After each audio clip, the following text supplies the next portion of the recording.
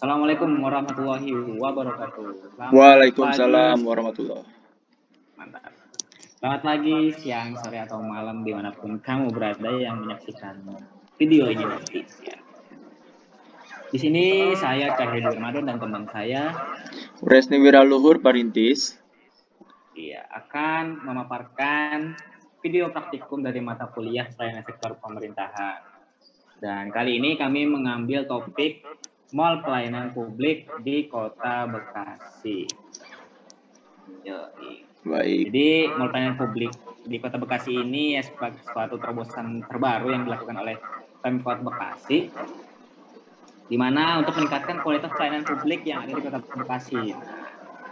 Jauh sebelum kita mengenal lebih lanjut tentang mall pelayanan publik ini, kita harus tahu latar belakang mall pelayanan publik Bekasi itu seperti apa. Kenapa sih mall pelayanan publik ini dibuat? Atas dasar apa mall pelayanan publik ini dibuat? Nah, untuk latar belakang akan dijelaskan oleh teman saya Wira. Lanjut Wir, jelasin Wir. Baik, terima kasih Mas Cahyo atas waktu dan tempatnya. Oke, baik, kita sebelum menjauh membahas tentang mall pelayanan publik yang ada di Kota Bekasi, kita mengacu kepada latar belakang dulu kenapa tempat pelayanan terpadu ini bisa muncul hadir di tengah masyarakat seperti itu.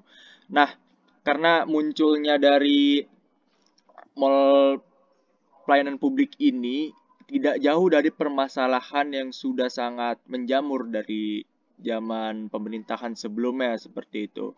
Karena salah satunya itu ada permasalahan karena profesionalitas SDM yang masih rendah untuk bisa melayani pelayanan publik serta ketidakpastian waktu dan biaya mengakibatkan pelayanan Indonesia identik dengan ekonomi biaya tinggi. Seperti itu. Karena begitu banyak permasalahan dalam pelayanan publik yang diselenggarakan pemerintah, maka sangat perlu dilakukan suatu perubahan atau reformasi melalui perbaikan pelayanan publik. Seperti itu. Mungkin bisa lanjut.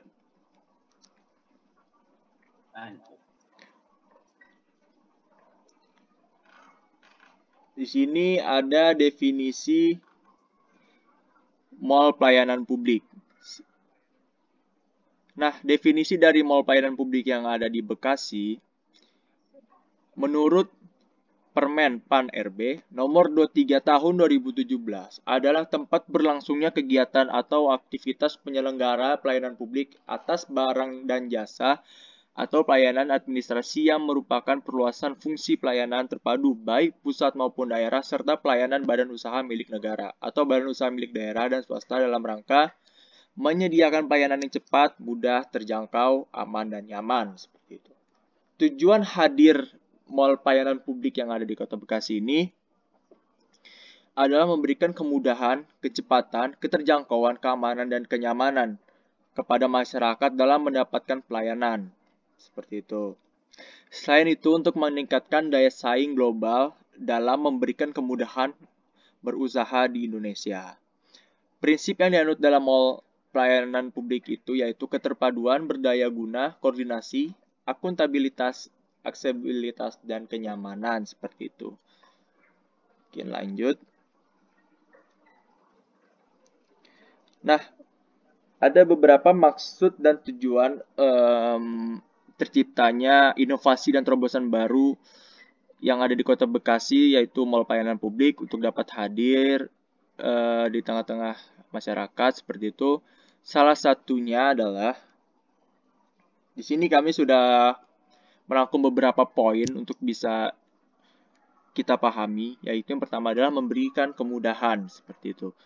Karena memberikan kemudahan, kecepatan dan kerjangkauan keamanan kepada masyarakat dalam mendapatkan pelayanan. Artinya kemudahan ini kita tidak perlu lagi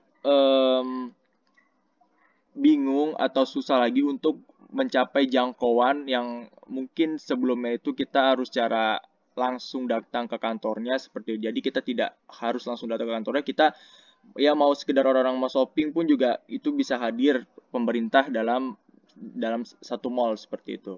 Nah, yang kedua adalah meningkatkan daya saing. Meningkatkan daya saing ini adalah dalam hal global, dalam memberikan kemudahan berusaha di Indonesia seperti itu.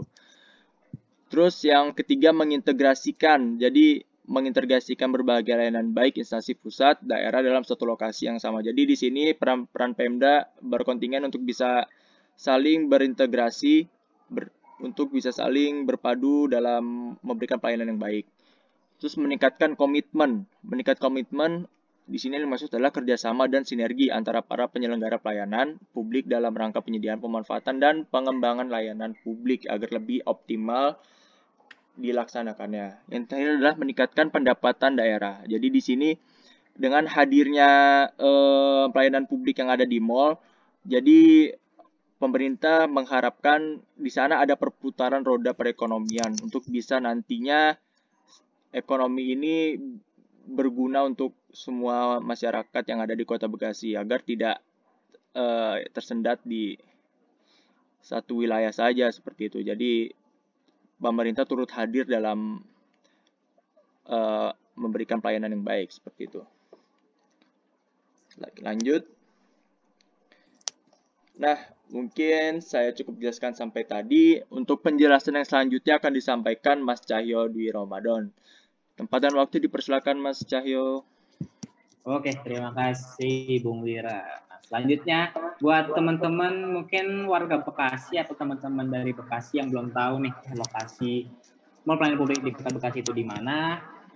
Nah, saat ini mall pelayanan publik Kota Bekasi berada di pusat perbelanjaan BTC Mall, lantai ground floor yang beralamat di Jalan HM Joyomarto, nomor 42 DE RT 3 RT 21 Margahayu Bekasi Timur. Lanjut Mas Wira. Nah, sarana prasarana, ngomongnya belibet ya. Sarana dan prasarana apa aja sih yang ada di mall pelayanan terpadu di Bekasi ini?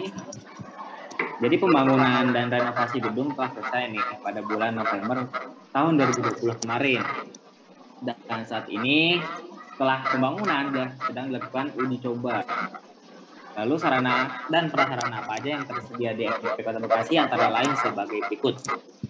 Jadi di MPP ini terdapat 24 counter layanan, loket disabilitas dan toilet disabilitas, loket informasi dan pengaduan, tempat ibadah atau musola, ruang laktasi, ruang baca atau pojok baca, ruang bermain anak, ruang tunggu investasi, balai pernikahan, mesin antrian, e-kios, digital signage, media informasi digital, coffee corner, gerai promosi atau UMKM, CCTV, pantry, parkir umum dan disabilitas, ruang manajer, ruang rapat, ruang kontrol jaringan IT, dan sofa tunggu disabilitas. Jadi sudah lumayan lengkap lah sarana prasarana yang ada di mall pelayanan terpadu di Bekasi ini. Apalagi mendukung bagi teman-teman yang disabilitas juga. Jadi tunggu apa lagi?